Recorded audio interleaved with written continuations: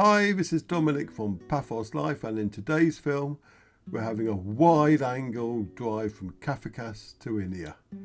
So let's have the map up first of all, and we're starting off by going through the newly renovated part of Kathikas, then through the centre, then we're taking the Peyia to Polis Road up to Pano Arodes.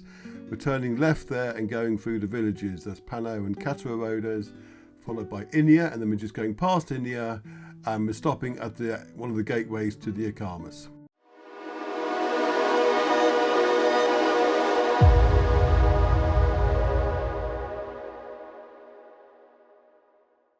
It isn't actually a gateway, but I had to call it something. Yeah, so I'm doing this in wide angle just because I did that little test film and it proved pretty popular. I think I'll try and keep it more to the films that involve a lot of countryside, because a couple of people didn't like the effect. So if I have the normal things when it's a cityscape more frequently, that way we can keep everybody happy as much as possible, that is, anyway, because I do like to cater for everybody if I can. So we're turning left here. They've recently finished doing up this part of Kathikas, and already the cars have started parking on it.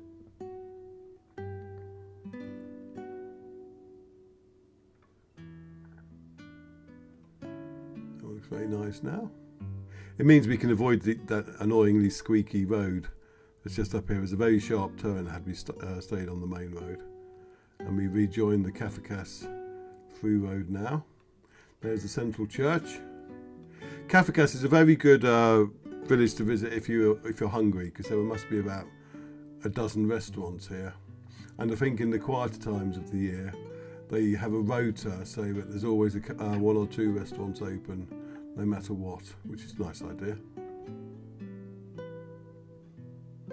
And if you're wondering about parking, to the left of here, or if I'd taken the left by the church, there's a whole parking area in the centre of the village. And speaking of taking a left by the church, if you do that, you'll soon come across the Akamas Visitor Centre, which is well worth popping into if you are in the area and exploring.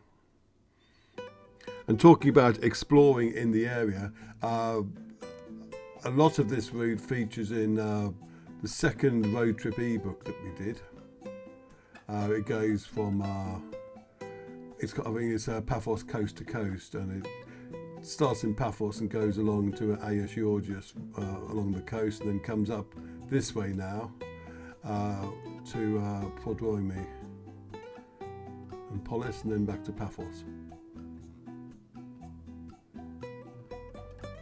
So we're on the main Peyia to Polis Road ourselves now, and there is a nature trail just up here on the left. I can't remember the name of it, but it's very nice and well worth your expending the effort on. You can either park in Kathikas if you've got a regular car, or if you've got a 4x4 you can turn left there and drive along until you get to this plateau in the middle of the Akamas and park there and have a nice walk. Anyway, if you like our films, please do subscribe to our channel and share them far and wide. The more people who see them, the better it benefits us, and also watch the film through to the end if you can.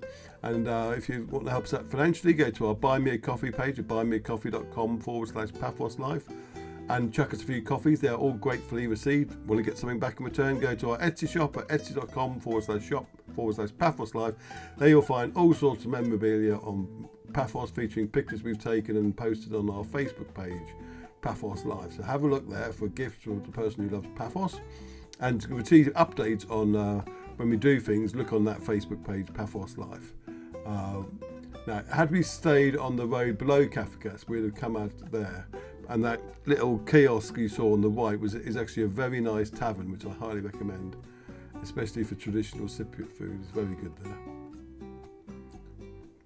And there's a petrol station on the left here, should you need to fill up. Normally it's quite reasonably priced as well, that one. Yeah, going back to the Facebook page, Paphos Life, follow that to receive updates on any film, any article we post. It all gets mentioned there. And if you want to say hello, join our Paphos Chat Facebook group or our Cyprus Chat Facebook group, or join both of them and say hello. Can't guarantee I'll say hello back, but if I see your post, I will. Anyway, that's all the marketing out of the way. Weather-wise, it was nice and sunny today. A few clouds in the air, which I quite like, because it makes the skies a bit more interesting to see. Very little dust, which is nice, because it's been a bit dusty of late. In terms of my cold, it's definitely on the way out, though it's taking its time to go there completely. I don't know why that person was in such a hurry. But if you're out and about in the countryside, take it easy. There's no point getting somewhere 5 seconds earlier. That's not what you're on holiday for. Now, the entirety of this route, I went past Ineia and then across the Akamas to Neohuio.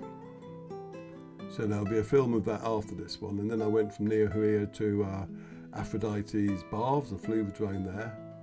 That'll be another film. And then I came from Aphrodite's Baths back to Polis. So it was a good day's filming, or good afternoon's filming really. Anyway, we just took the left turn into Pano Arodes, and almost immediately we'll be coming up to the Akamas Geology and Paleontology Museum on the right here. I thoroughly recommend that as well. I mean, you're well served for information if you go exploring up here these days. I do need to do an update on my road trip ebook actually, because that was written before all the museums appeared. And speaking of museums, there's another one just down here. The Museum of Templar Ages is on the right there. Now you want to check our website, paphoslife.com. Go there and just in the blog section search for Knights Templar, and you'll get an article on the museum. But the reason I mention that is because they have restricted opening times, only open 3 days a week, and it'll tell you what it is there. Okay, there's the central church of Pano Arodes, very pretty, very nice. Lots of nice little cats around there as well normally, if you like that sort of thing.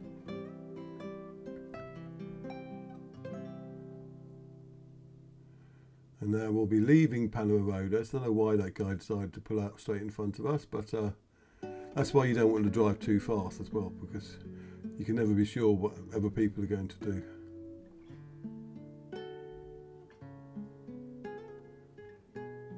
Yep, so we're leaving Pano Arodes and we'll be coming up to Kritou Arodes. And you might notice that the Pano and Kritou are echoed with Paphos, because you have Kritou Paphos, and nobody really says Pano Paphos, but you have like Pano Panagia, for instance, and Kritou Panagia, which is just ruins. I guess it sort of means upper and lower. But we're in Kritou Panagia. No, we're not. We're in Kritou Arodes now. Get it right. Now, this back in the day, pre-1974, was a Turkish Cypriot village, whereas Pano Arodes was mainly Greek Cypriot. So after the invasion of '74, a lot of the Turkish Cypriots would have been relocated to the north of the island, and vice versa. So for a while, Kritou Arodes was a bit of an abandoned village, but in recent years it's been picking up again. And if you do come here and go exploring in what looks like an abandoned house, well, first of all, don't do that, because a lot of the houses up here will be holiday houses or weekend houses. And you'll be in someone's back garden and they won't take kindly if you run off with their sundial or anything like that. I mention this because years ago we met someone who had a house up here, and it was like a summer home, and they would get, every time they appeared in the summertime, they'd find that half their garden ornaments would have disappeared. Why anyone would want to nick a garden ornament, I don't know.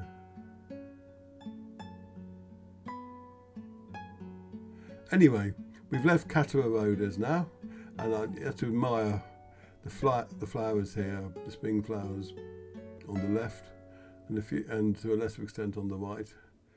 Cyprus really does itself proud during the springtime with its wildflowers.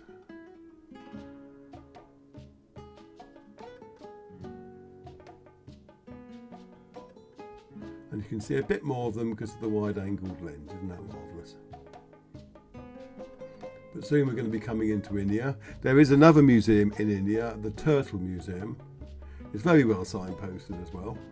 It's a very small, I mean, none of these museums are huge.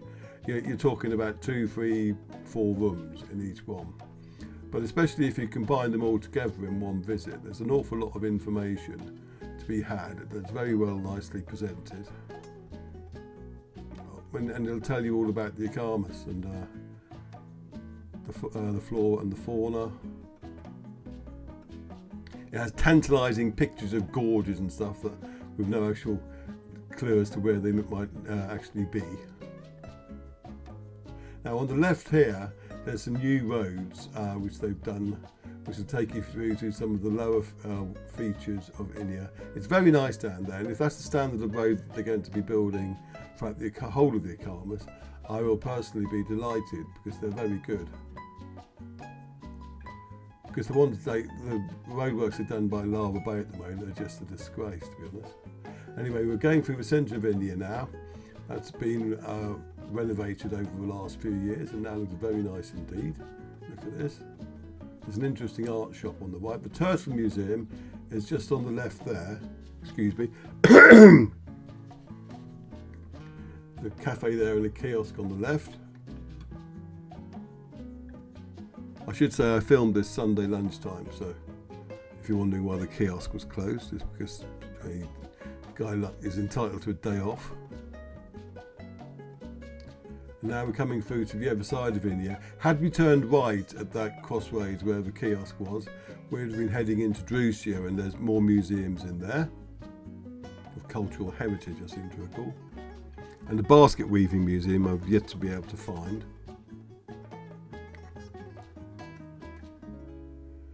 But we're now leaving Ineia, and in the distance on the left you'll see a funny thing on top of a hill. That's an army base, which is why I don't fly the drone around here, because they get obviously shirty if you do.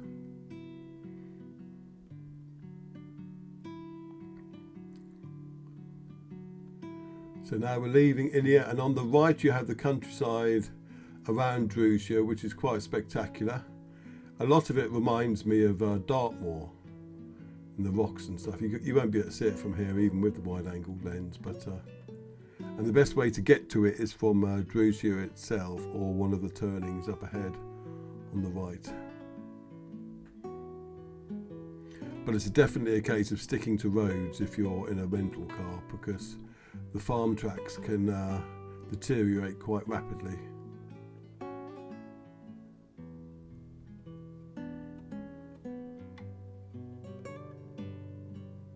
You can appreciate some more of the spring flowers. Tell you, a lovely sunny day with dust free.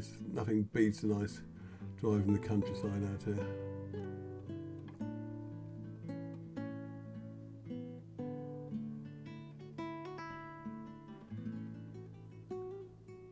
You can see a radio mast on the left as well. See that road there? I think that probably just goes to that farm down there on the right, but others further along. See, don't turn left up there because it'll be in the army base and they'll want to know why you're there, etc. I would imagine.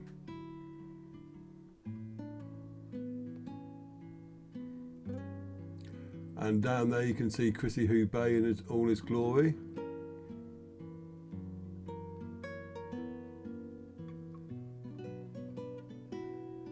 And before we get to what I call the gateway to the Akamas, we'll finish this film because I'm not going to go off-roading in this. I'll save that for the next one.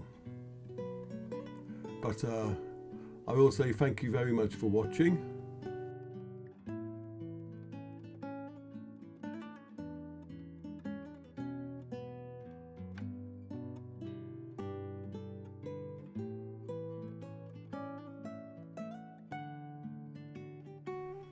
Yeah, this turning here on the right, from what I remember, that will take you to some interesting bits of countryside, and it's not too bad, but don't quote me on that. So yes, the next film will go out tomorrow, I guess, and in that film we'll go across the Akamas on an off-road route, so you should only attempt it in a 4x4. But it's a lovely drive, especially in the wide-angle view, so do look out for it. And on that note, I will say again, thank you very much for watching, and we will see you tomorrow. Cheers!